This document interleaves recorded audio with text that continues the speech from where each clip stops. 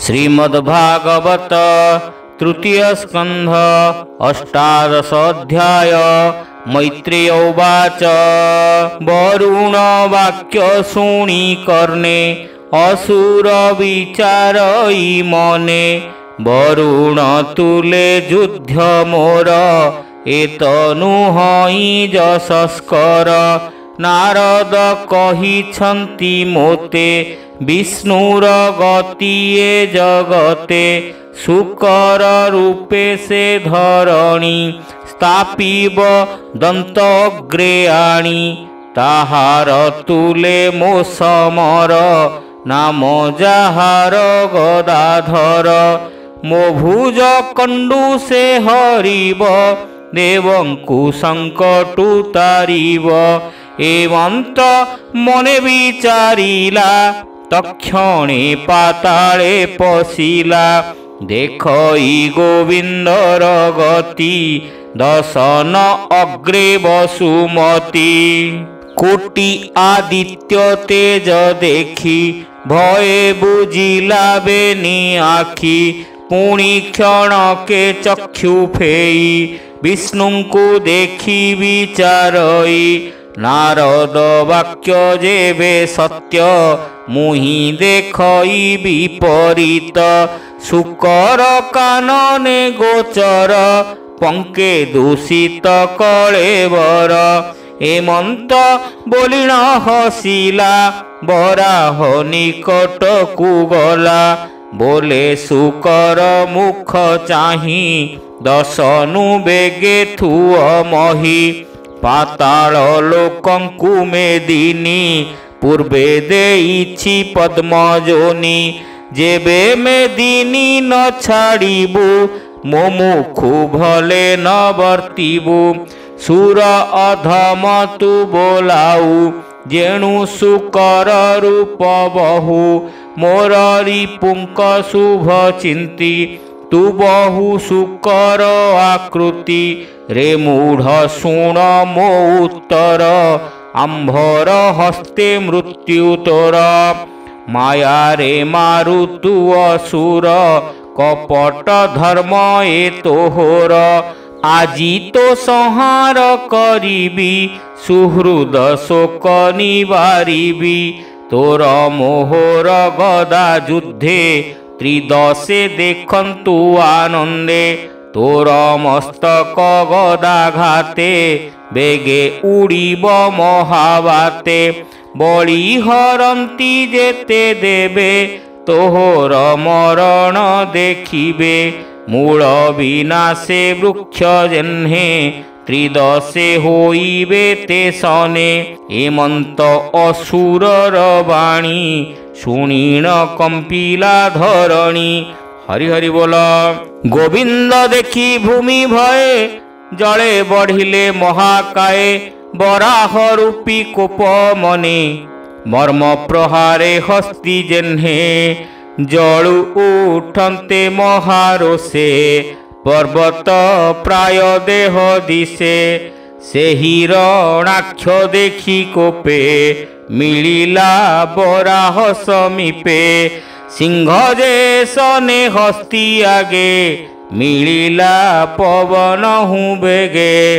कराल दंत गदा पाणी वज्र निस्वन प्राय बाणी। बोले बराह मुख चाही तोर बदने लज्जा नाही। देवंक ईश्वर बोलाऊ शुकर रूप किं पावहु। एमंत असुर वचने कोप बसिला विष्णु मने। धरणी समुद्रर कोले दंतु थोइले विष्णु तले। निज मूरति गदाधर कियबा देवा पटांतर। देखि सानंद देवगण करंती पुष्प बरषण। ब्रह्मादि देवगणे मिली स्तुति करंती भुज तोड़ी। असुर देव स्तुति शुणी कोपे कंपई शिर झुणी। ताहार हस्ते गदा साजे कांचन कवच विराजे शुणी असुर दुर्वचन कोपे कंपिले भगवान प्रचंड तेज मंद हासे असुर मुख चाहि रोषे ताउपहास प्रत्युत्तर सहास्ये कले गदाधर। श्री भगवान उवाच बोलंती प्रभु दयानिधि शुण हो असुर दुर्बुद्धि बनसु करमु स्वभावे मोर महिमा शुण एबे तोहर प्राय स्वान गण मोतुले के करिवरण तु मृत्यु पासे बद्ध होई विशेषे कहु दंभ बही जेणु अल्प बल मोर किबा कहिबि तो आगर जे वीर गण ए संसारे तोर प्रशंसा केबा करे आसमो पराभव कर तु जुथ पतिंक प्रवर करी तु आंभर निधन तु युद्ध आशा कर पूर्ण प्रतिज्ञा पूर्ण जे न करे असाधु बोलांती संसारे स्वर्गरे देवगण जेते देखी तो होर गदा हस्ते आकाश छाड़ी पळाइले मोहर समीपे मिलिले केमंते संग्राम न देवी पळाई काहीं बा पशिबी तोते मु संग्रामे नासिबी देवंकु संकटु तारिबी गदा प्रहारी तोर हृदे देवे स्थापिबि निज पदे। मैत्रेय उवाच हेमंते वराह वचने से हिरणाक्ष कोप मने स्वभावे दुष्ट महाबली गर्जई हस्ते गदा तोली सबदे ब्रह्मांड कंपिला बराह अंगे प्रहारिला से हरि निज माया बळे दृढ़ प्रहार बंचाइले पुणी असुर गदा हस्ते मंडल गति शून्य पथे गदा बुलाई अति रोषे पिटिला विष्णु पृष्ठ देशे शुभिला वज्र घड़घड़ी अधर दशने कामोड़ी से गदा उंचाई मुरारी दक्षिण भुजे गदा धरी पिटिले असुरर मुंडे वज्र जेसने गिरी खंडे एमंते हरि हिरणाक्ष समरे बेनी जन दक्ष बेनी शरीरे गदाघात शुभई जेन्हे वज्रपात जिणिबा आसे अन्यो अन्ये युद्ध करंती कोप मने एमंते हरि हिरणाक्षे गदा प्रहारे जानु बक्षे फाटी बहई शोणीधार विशेषे युद्ध महाघोर गदा विचित्र गति करी बेगे पीटंते कोप भरी शबद शुभई प्रचंड जेन्हे जुझंती बेनी षंढ एमंते हरि हिरणाक्षे देवे देखंती अंतरिक्षे मिलिले देव ऋषि मेले अंजलि निवेशक पोळे विधाता शून्य पथे थाई स्तुति करंती विष्णु चाहि ब्रह्मा उवाच हे देव देव तो चरण आंभे जे पशिलु शरण आंभ सकाशु बर पाई ए दैत्य शत्रु शून्य होई गोरु ब्राह्मण देवंकर अनिष्ट करई असुर निर्भये गदा घेनी करे युद्धर अर्थे तिनि पुरे भ्रमई एहु महारोषे बारण जेन्हे निरंकुशे सर्पर लांज धरी करे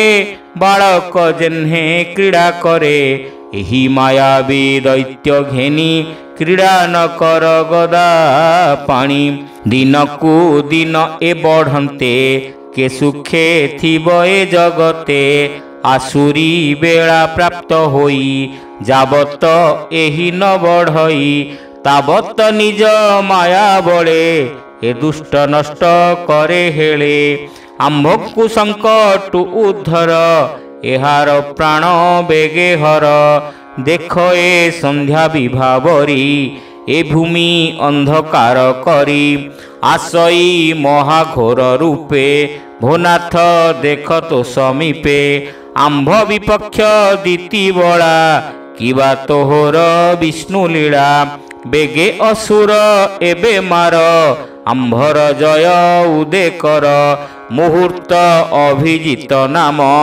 सर्वमंगल शुभ धाम ए शुभ बेले चक्रधर आम्भंकु संकट उद्धर तुरंत दानव विनाश ए ऋषि देवंकु उश्वास एहांक अभिशाप काले तू अनुग्रह कलु हेले एहार मृत्यु तू साक्षाते भाग्ये मिलिला तो अग्रते हेमंते असुरर लक्षे ऋषि देवता अंतरिक्षे अति विकले स्तुति कले बराह रूपी पाद तले से यज्ञ बराह चरणे सुजन चिंत अनुक्षणे तृतीय स्कंधे हरिवाणी संतोष श्रुति पथे सुनी हरिचरणे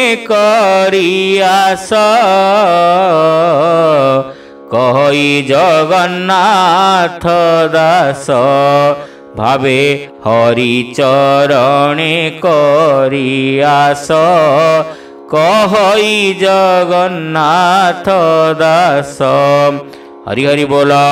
इति श्रीमद्भागवते महापुराणे पारमहंस्यां संहितायां तृतीय स्कंधे हिरण्याक्ष युद्धे नाम 18 अध्यायः।